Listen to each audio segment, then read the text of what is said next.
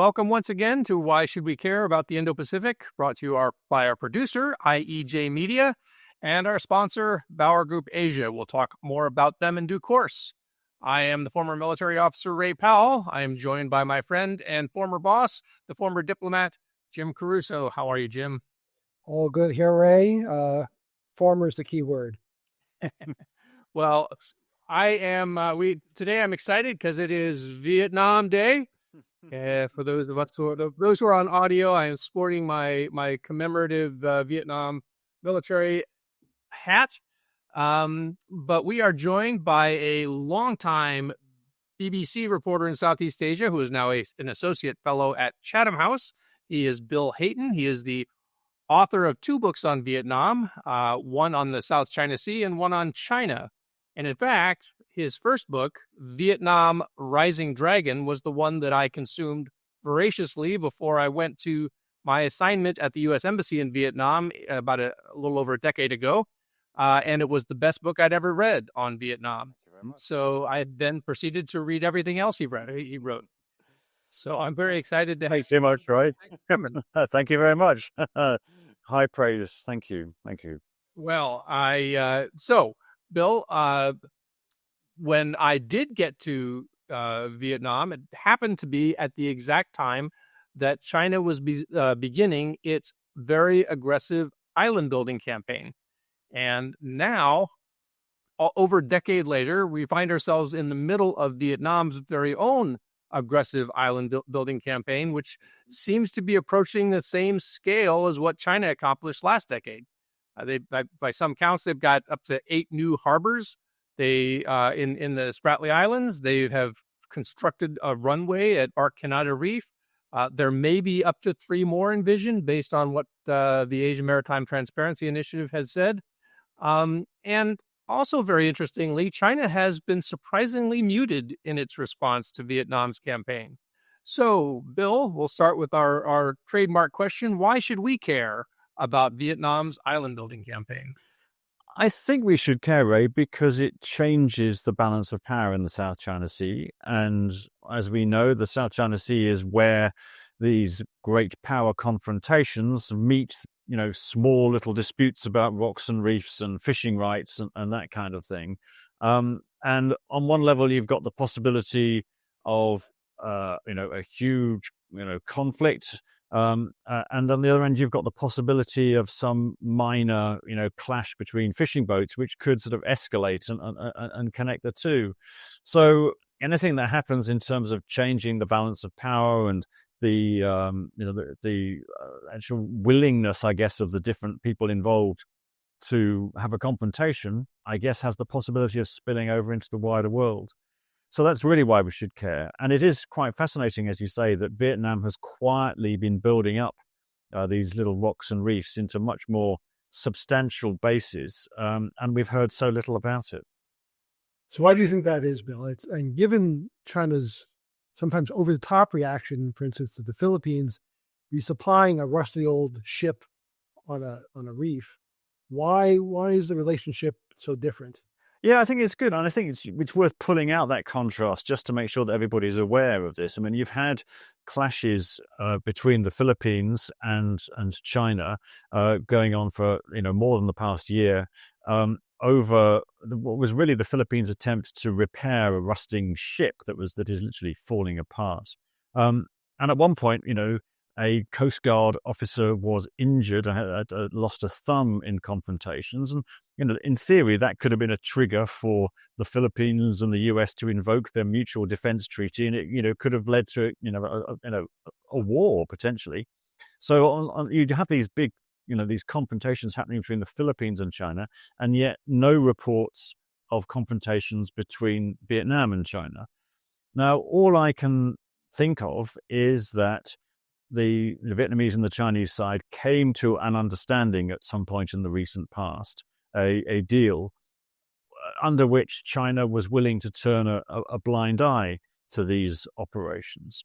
Now, it's no secret that certainly since 2020 and sort of decline, Vietnam has not drilled for oil or gas inside China's claim line, inside the U-shaped or 9-dash line in the South China Sea.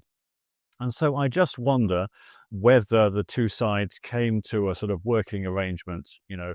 We won't, violate the 9-dash line in terms of drilling for oil and gas. And in the meantime, you will leave us alone on our bases. I mean, I have no, smoking gun on that, no sort of piece of paper that proves that. But I just wonder whether that was some kind of arrangement that the Vietnamese and the Chinese came to, particularly under the previous leader of the Communist Party of Vietnam, Mr. Chom, who was very keen always to play down confrontation with China and to try and normalize things as much as possible and avoid confrontation. So I just wonder if the two sides came to an understanding about that. But the language and some of the actions coming out of Vietnam have changed since August, since the change in the top of Vietnamese politics. And I just wonder whether this understanding between the two countries, is starting to come unstuck at the moment. Well, there's a couple of threads I want to pull on, but let me first go back to the first thread, which is just the idea that Vietnam and China have figured out something bilaterally. And there was in the middle of March, there was an article that came out in The Diplomat by a scholar named Kang Vu, who essentially asserted that Vietnam has shown Southeast Asia the way. And the way is to resolve your disputes with China bilaterally and quietly. And for goodness sake, don't involve outside powers like the United States. Do you think that is a lesson that Southeast Asian nations can take, and is it transferable to other countries, or is Vietnam sort of unique in that sense? Well, I think there's a few threads there that I could pull out. One is I don't think that that's necessarily the case with Vietnam, and then the question, and then we can look at some of the other countries, separately as well. I mean, Vietnam, despite having, what it calls its 4 no's, no to foreign bases and no to using one, getting involved in other countries' disputes or pulling other countries into your own disputes. That's the sort of the key one. Way back in 1997, when it was locked in a dispute with China over China moving an oil rig, the Cantan 3, into a piece of sea that Vietnam claimed, Vietnam made a point of inviting, was it the chairman of the Joint Chiefs of Staff, I think, was invited to come to Hanoi at that time. This is sort of well before, military or cooperation had really been talked of between. Yeah, I don't think the U.S. even had a defense attaché in Hanoi. That'd be about right, and that was clearly an attempt to involve the United States, on the side of Vietnam against China, kind of way back then, and Vietnam has at different times, invited American aircraft carriers to make a port visit at particularly important moments in the confrontations with China. So the idea that Vietnam doesn't, play this game, I think is simply wrong. Maybe it definitely played it less under Mr. Chom, under the guy who was the General Secretary of the Communist Party up until August 2024. But they also, Vietnam plays the great powers off against each other, tries not to become enmeshed in any of their big plans, and is very careful in calibrating it. It'll send a leader to Washington and send a leader to Beijing, and just to kind of make clear that it has options, and sort of maintain its autonomy. So the idea, I think, that Vietnam hasn't involved the US in its diplomacy, I think is wrong empirically. But I think there is something to be said, that China doesn't like to be embarrassed, and it doesn't like to kind of feel that it's being mucked around by a smaller power, and that there is a space for bilateral arrangements. And Vietnam and China did manage to, for example, resolve their land border bilaterally, and they were able to reach a boundary arrangement in the Gulf of Tonkin, and then subsequently a fishing arrangement up there bilaterally. But they haven't been able to work out an arrangement on the Paracel Islands. China says it's not going to talk to Vietnam about that. They just belong to China. That's that. And when you get to the Spratly Islands, you can't really have a bilateral deal because you've got Vietnam, China, but also Malaysia, Philippines, and Brunei a little bit, and also Indonesia in terms of maritime resources, all involved. So there can't be a straight bilateral solution in the Spratly Islands. So there are some things that you can talk to China about bilaterally, but it's limited geographically, I think, and also in terms of the subject areas that it would cover. I find so interesting about your thought that basically Vietnam and China's agreed, all right, you don't explore for oil, we won't explore for oil, and we can have at least a temporary ceasefire. But if that's a model for the region, everyone gives up some sovereignty in return for lack of clarity. Is that what you think this is about? Well, you have two different models really going on here. So you have Vietnam and to a greater extent, I think the Philippines that have gone toe-to-toe with China, if you like, both in terms of their public statements and in terms of some of their actions on the sea. And the Philippines has been much more willing to go into confrontation with China, as we have seen in the past year at least, in terms of actually highlighting what China's been doing, trying to embarrass it into backing off. And yet, both Vietnam and the Philippines have been blocked by China from developing their gas reserves in their exclusive economic zones. The Philippines went to the International Arbitral Tribunal, won a famous victory over China, basically said, yes, you, the Philippines, have the rights to this gas and not China, but yet the Philippines has not been able to develop that gas field. And Vietnam in 2018, 19, and then 2020 basically was intimidated, I think, I'm told, under the threat of conflict with China, to stop drilling for gas at the edge of its exclusive economic zone. So those two countries have stopped. Meanwhile, Indonesia and Malaysia have not really made much of a public fight with China, but they have been quietly getting on with drilling new oil and gas wells, protected by their navies. And so the sort of question is, how have Malaysia and Indonesia got away with this? Have they also reached an agreement, or is it simply that they are more willing to take a risk because they both have more capable naval forces willing to actually protect their oil and gas vessels and go toe-to-toe with the Chinese vessels? Have they made a deal that involves other parts of their bilateral relations with China to do with investment and trade or something like that? So that's kind of one of these mysteries, really, of exactly kind of, and the answers presumably lie deep inside the foreign ministries of Indonesia and Malaysia, and I haven't really found a convincing explanation other than we just have a sort of working relationship. What's interesting about that is that in May of 2023, so almost 2 years ago, with Sea Light, I was live tracking a survey vessel surrounded by essentially a flotilla of China Coast Guard and maritime militia ships that spent a month essentially making a pattern off of Vanguard Bank in southeast coast of Vietnam. And every Mandarin speaker I've shown that pattern to says, "Oh, that's Chong. That means China." So basically, they spent a month driving in, with a dozen ships driving in this, this pattern to do nothing but say China at Vanguard Bank. Right. And I wonder what message Hanoi took from that. I think that sounds like a pretty clear message that they were writing the Chinese character for Zhong, and doing it on the Vanguard Bank, which is an area of shallow sea. The bank is literally a sandbank that rises quite close to the surface. It's an area on which Vietnam has built some of these stilt platforms.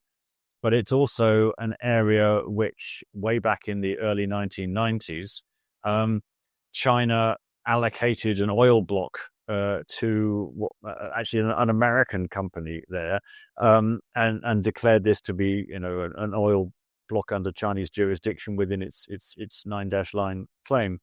And I imagine, I haven't seen the tracks you mentioned, Ray, but I imagine that they made a point of going quite close to the edge of the U-shaped line and then turning around and going back again. And it seems that even though this arbitral tribunal that I mentioned before, ruled that this 9-dash line has no validity in international law, yet it's clear that bits of the Chinese government regard it as some kind of boundary, because we're seeing time and time again that when the Coast Guard or other Chinese vessels do sort of patrols and surveys, they go up to the edge of the 9-dash line and then they turn around and go back again. So they seem to be sort of, staking a claim, this is China. And obviously drawing a Chinese character like that, is a pretty obvious demonstration. Also shows that they know that they're being tracked by AIS, and making a virtue of it. Ray gets haircuts with designs like that on the back of his head, so we all understand how that works. Turn around, Ray. We don't let him do that. Yeah. That's yeah. So the other possibility, I suppose, for the modus vivendi between China and Vietnam is they're both Communist Party controlled entities. And in fact, as you wrote about a year ago, the new leadership of the Vietnamese Communist Party is much more hard line. Is there a possibility that the party they've agreed we need to show some unity? It's really interesting. And the way that the new leadership of Vietnam has behaved since August is not what I was expecting, I should be honest there. Mr. To Lam, who is the General Secretary of the Communist Party, he's the number one guy. He rose up through the Ministry of Public Security. And it's the police, but it's also the sort of the secret police, the intelligence service as well. It describes itself as the sword and shield of the Communist Party. And it was the bit of the government that implemented the anti-corruption strategy and was really firm, almost vicious in taking down people who were corrupt, but also people who were perceived as being, politically on the wrong side, in the wrong faction, or or maybe just simply personal rivals of To Lam himself. And so he sort of came up, he's a policeman, he's there, strict party orthodoxy. That's the way he's always sort of behaved. And yet when he pops out at the top of the pile in August, having, pushed all of his rivals to the side, he suddenly starts appearing with the previous Prime Minister, Nguyen Thanh Duong, the guy who was pushed out of power in 2016 for being a liability and too willing to tolerate corruption, too close to the US, all that kind of stuff. And it suddenly made us all think, wow, was this some kind of strategy all along, to Mr. Duong kind of plotting his return to power, keeping quiet, working with To Lam to kind of guide him to the top. And suddenly now we have a new approach. And I think this was sort of exemplified in last summer when To Lam went to the US. He was due to give a speech. He gave a speech at the United Nations General Assembly. But before that, he gave a talk at Columbia University, and he did a Q&A with students at Columbia University. Now, no other General Secretary of the Communist Party of Vietnam has ever done anything like that in terms of being open and accessible. And then he started, more recently to start saying things about China, which are far more critical than the kind of things his predecessor would have said. There was a bit more commemoration this year of the 1979 war with China. Things that, a bit more discussion about things that were happening in the South China Sea. So it looks like he is breaking from the mode of Vietnamese relations with China over, say, the last 8 years. And he's more like what was happening before then, at a time when there was a more open discussion in Vietnam of disputes and differences with China, and more of a willingness to talk to the US about some of these things. So I have to confess to being, surprised by the way things have turned out. I mean, it's not like a wholesale switch, but definitely some of the language and the actions and the gestures from Tolam and the current leadership are noticeably different from what was happening before August 2024. So the defenestration of Nguyen Thanh Dung as prime minister, as you mentioned in 2016, was kind of seen by a lot of people as a turn away from more of the West, and kind of a return to a more hardline communism. Although I mean, certainly I'm sure he was he had plenty of corruption to pick at, but and so then we've also kind of coinciding with that, and then coming forward, we had this very long extended premiership of Nguyen Phu Trong as the party chief up until his death last year. So now, I mean, looking back on it, was Nguyen Phu Trong, was his long tenure as party chief, was that essentially as hardline as maybe they've been, and we've sort of we're sort of returning to maybe to the level that we were before? I think so. I mean, I think you get these pendulum swings in Vietnamese politics. And I would compare what happened in 2024 with what happened since 2000, 2001.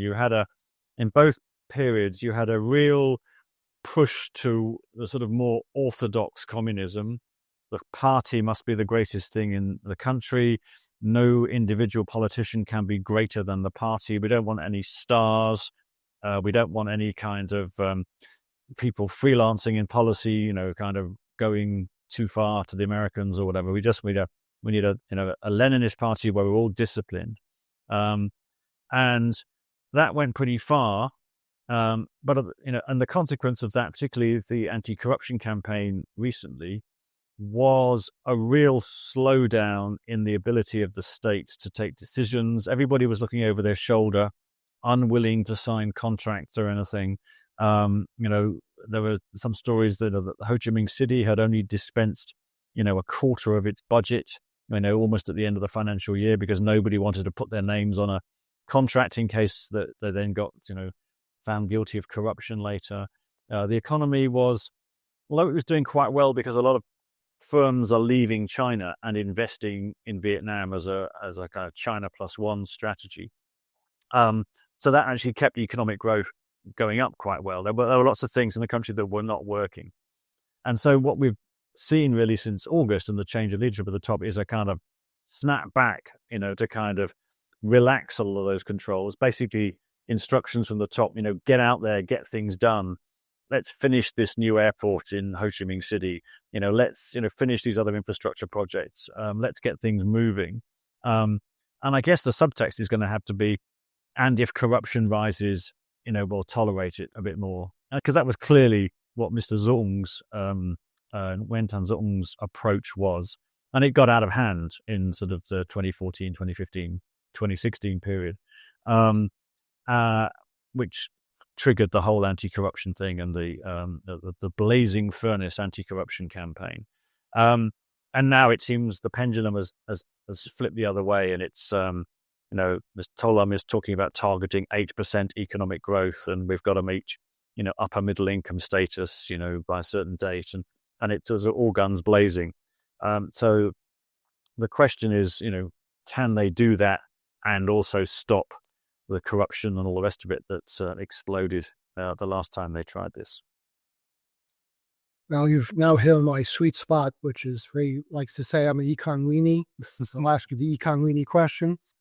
So Vietnam's achieved great success bringing in, as you said, factories that were in China to get around U.S. trade sanctions and have the China plus one factory approach.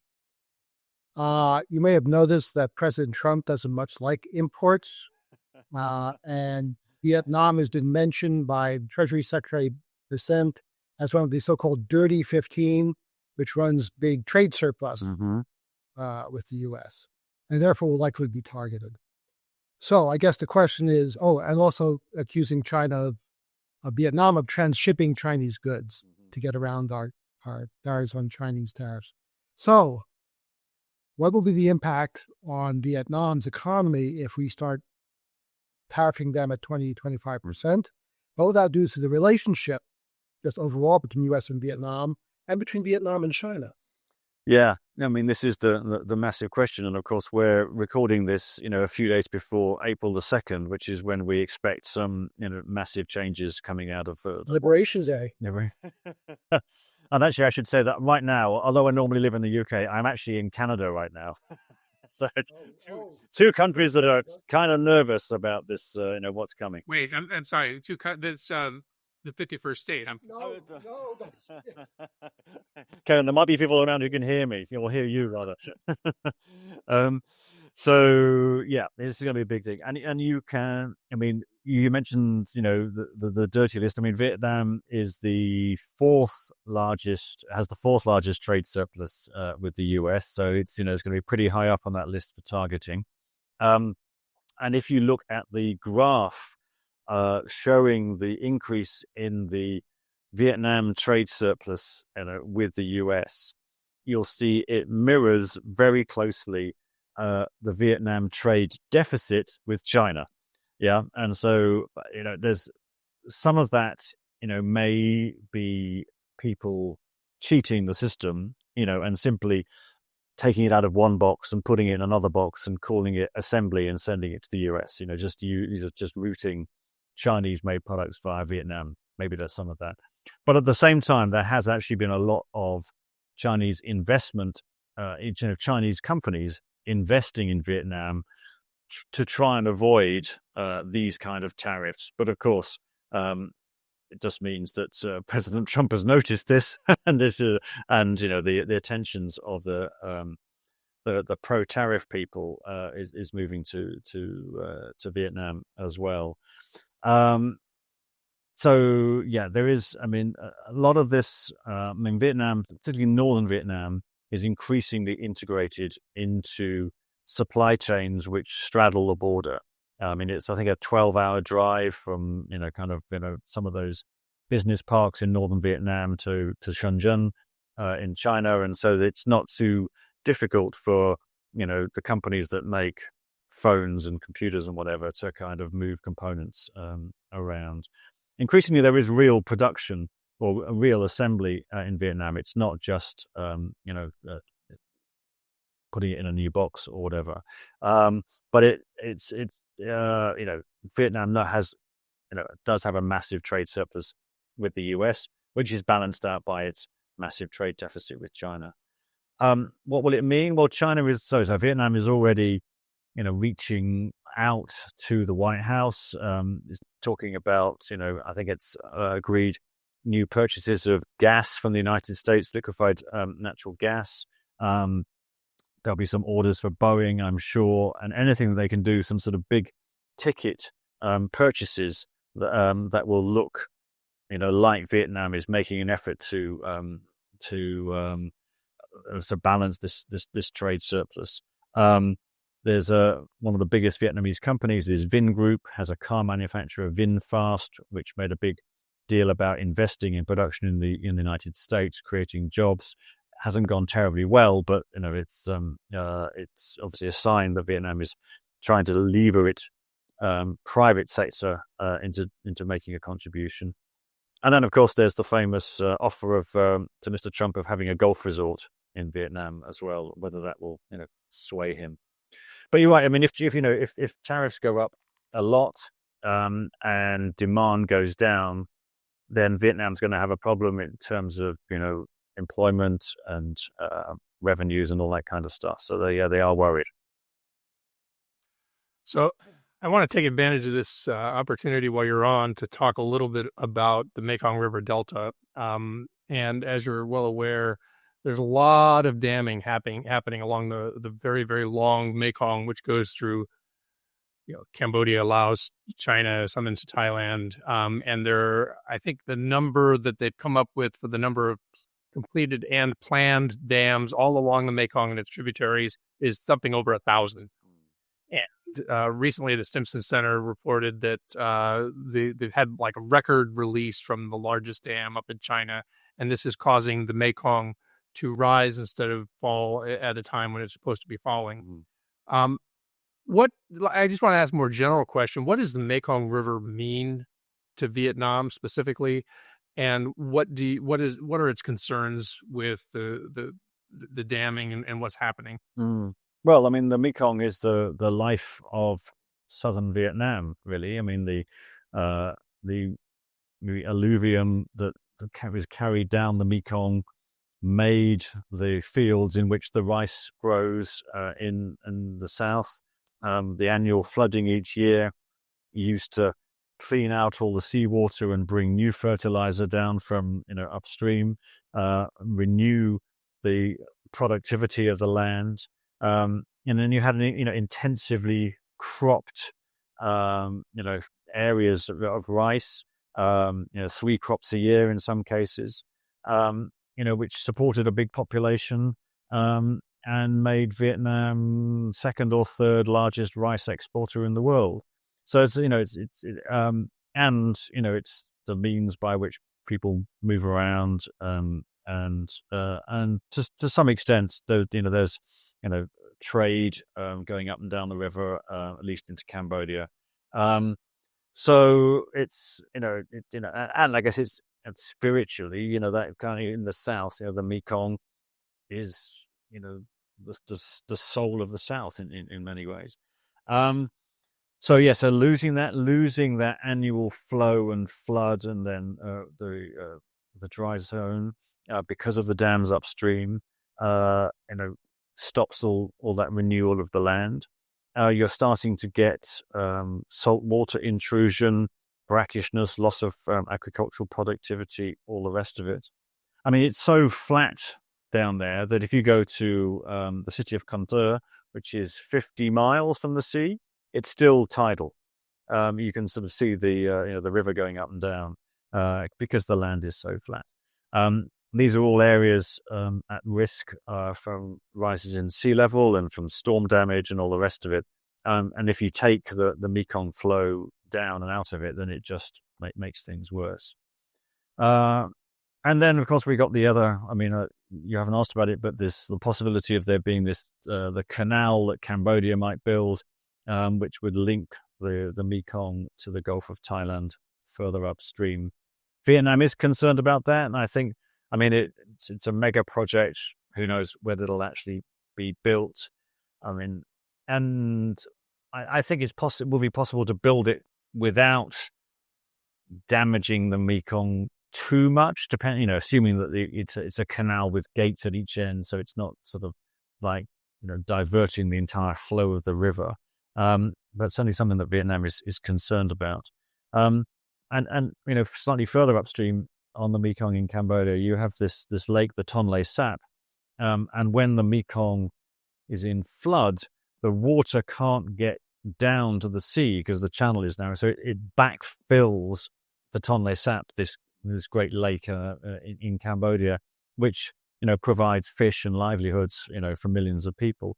And without this flooding, the Tonle Sap is not flooding and filling as it used to. So it's having knock-on consequences, quite drastic ones for people in Cambodia too. So the consequences of these dams are cross-border and really potentially quite severe. Well, in theory, ASEAN is supposed to be a venue for resolving some of these concerns, leaving aside China. How does Vietnam view ASEAN as an entity, and are they invested in its future? Vietnam wants ASEAN to do that job and would like it to be more active. The problem, of course, with ASEAN is that it only ever makes agreement with 10 unanimous members. And at the moment, Cambodia and Laos have been much more willing to be the spoiler countries and much more friendly towards China, if you like. It's a rather crude way of putting it. But, China has been able to play its relationships with Laos and with Cambodia to block a lot of consensus on ASEAN.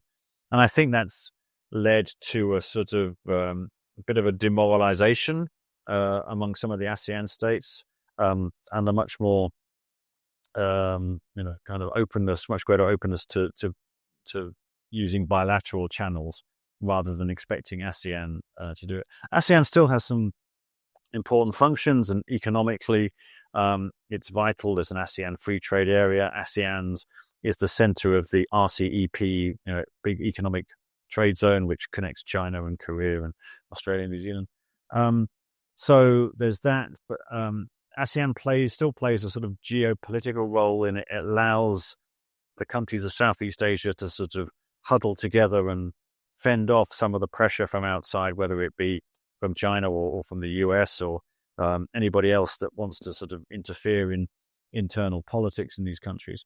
So it does play a role, but in terms of taking an assertive position vis-a-vis China, it seems pretty unlikely at the moment. Well, that leaves us with a lightning round question. Will there ever be a South China Sea Code of Conduct? Not in my lifetime. I mean, the real problem with, the COC it's a useful process because it gets the contending states to sit around a table and talk to each other and be nice, and that's better than not talking to each other. Yeah. But there are. So I have a question about that. I have a question about that. Go on. Is it though? Is it though? I mean, so like, right? If the idea, if the effect is that China basically takes everything and sort of says, well, we'll talk about that in the Code of Conduct negotiations, so that they can just sort of slowly change the facts or quickly change the facts on the ground or the water, essentially play for time by saying, well, we've got these negotiations. I mean, is the net effect actually positive? I suppose what I would say in response is that it depends what you mean. It obviously depends what you mean by the status quo. But in terms of the control of island features, you could say arguably the status quo has been maintained. We can argue about Scarborough Shoal, whether the status quo has changed there. We could argue about the relative dispositions in the Philippines, I guess. But if there were no conversations, I guess China would still be doing these things anyway. So is it therefore better to have at least some channels of communication? I'll have to sit and meditate on those things for a bit longer. But what I would say on the Code of Conduct specifically is that the ASEAN states see the Code of Conduct as a means of constraining China's behavior, whereas I think China sees the Code of Conduct as a means of constraining the United States' behavior, strangely. So they have two incompatible aims. And then when I say when China wants to use the Code of Conduct to constrain the US behavior, even that the US is not a party to the Code of Conduct, but China has been attempting to insert language into the Code of Conduct which would say words like, if any of the 10 countries of ASEAN or China wanted to have a military exercise with an outside power, all 11 countries would have to agree. Or if any of the ASEAN states wanted to do a joint venture with an oil company, it would have to be an oil company from Southeast Asia or China. So China would therefore have a veto over the United States' presence in Southeast Asia, military exercises, oil and gas exploration, etc. And the Southeast Asian states are not willing to accept that. At the same time, there's, China only wants to talk about the Spratly Islands, Vietnam wants to include the Parasols, Philippines wants to include Scarborough Shoal. Some of the Southeast Asian states want this Code of Conduct to be legally binding, whatever that means. And these same issues go round and round and round and round, and they've been going round and round and round for nearly 25 years without resolution. So either the Southeast Asians, buckle, give up, and we have a China COC, which damages the Southeast Asian states' positions, or I think the talks just carry on going on forever. I mean, for a long time, the COC process went nowhere. And then I think was it the first time that the Quad started to be talked about? And it looks like ASEAN's role in the South China Sea was coming under threat from this new organization, and all of a sudden China started to move on the COC because it looks like there were other things going. And then with the arbitral tribunal, there was another attempt by China to sort of say, look, we can manage this internally. We don't need this international law stuff. So China has only really moved on the COC when the process itself has come under challenge from some outside activity, whether it be the Quad or the legal case or whatever. So I think we'll be talking about this when we come. You interview me next time, and the next time, and the next time. Yeah, I'm afraid the holy writ of ASEAN centrality was attacked by the idea of the Quad. So ASEAN also was interested in moving things forward. China acquiesced or agreed, but actual progress is the exact same. Mm-hmm. So, yes, Ray will be great grandfather before anything happens. That'll be decades. Come on, kids. Yeah. All right. Well, so I think we're coming up on time. So, Bill, where can people follow you, and what are you working on? Right. Well, I'm on Twitter, Bill Hayton, with an underscore in the middle. I'm an associate fellow at Chatham House. Occasionally produce some outputs there. I'm trying to write a new book, a broader history of East Asia. But it's taking its time. I'll try and chip in so whenever I can be useful on South China Sea, Southeast Asia matters. And you have been since unbanned from going to Vietnam, right?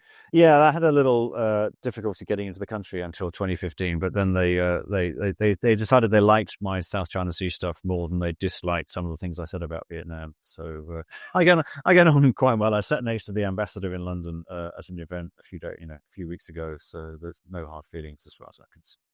Well, you're welcome in the U.S. even if you are in Canada. Well, you can get it without a passport in 51st state. I'll see if I can get in safely. All right. Well, Bill Hayton, it's been a pleasure. We do look forward to having you back. Thank you again, sir. Thanks a lot, Ray. And James.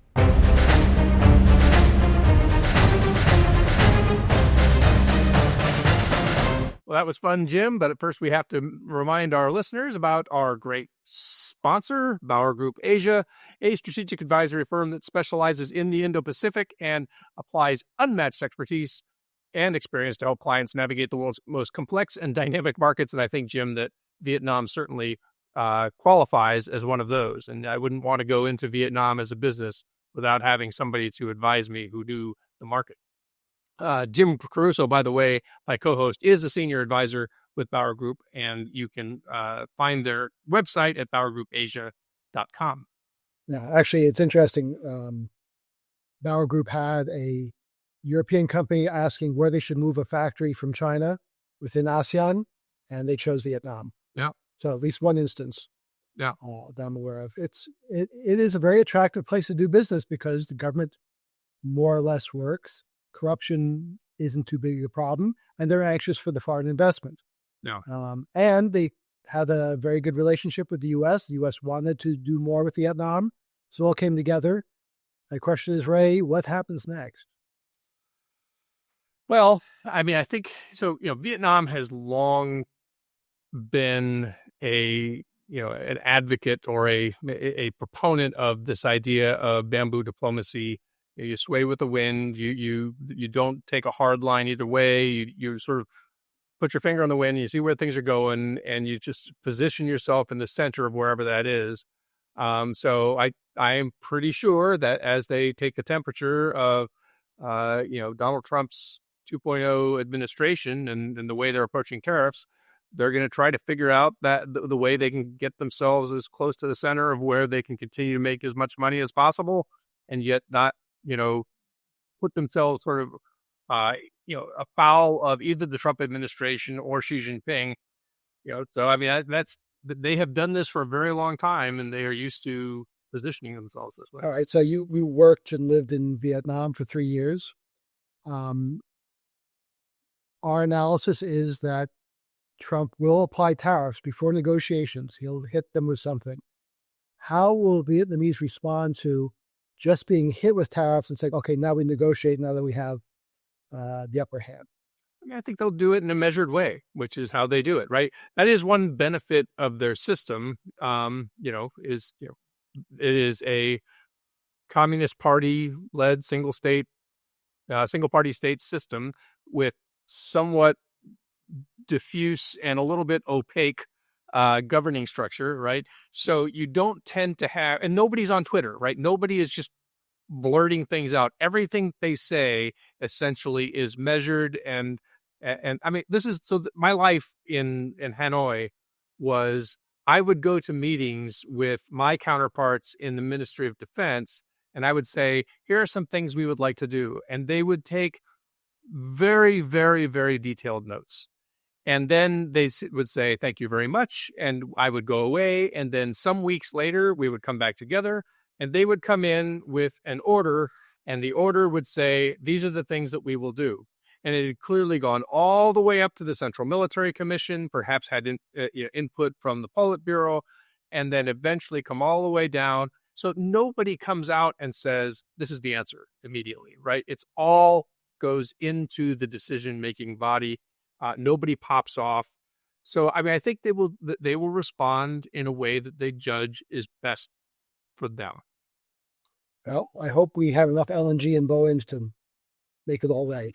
Yeah, I will say, as a person who is closely related to somebody who works for Boeing, it's good that Boeing has this sort of, otherworldly political capital, that it is the thing that you buy when you want to prove that you're buying American. Just get some more Boeings. So, yes, although I sometimes worry how much foreign input is into a Boeing, but we'll talk about that another time.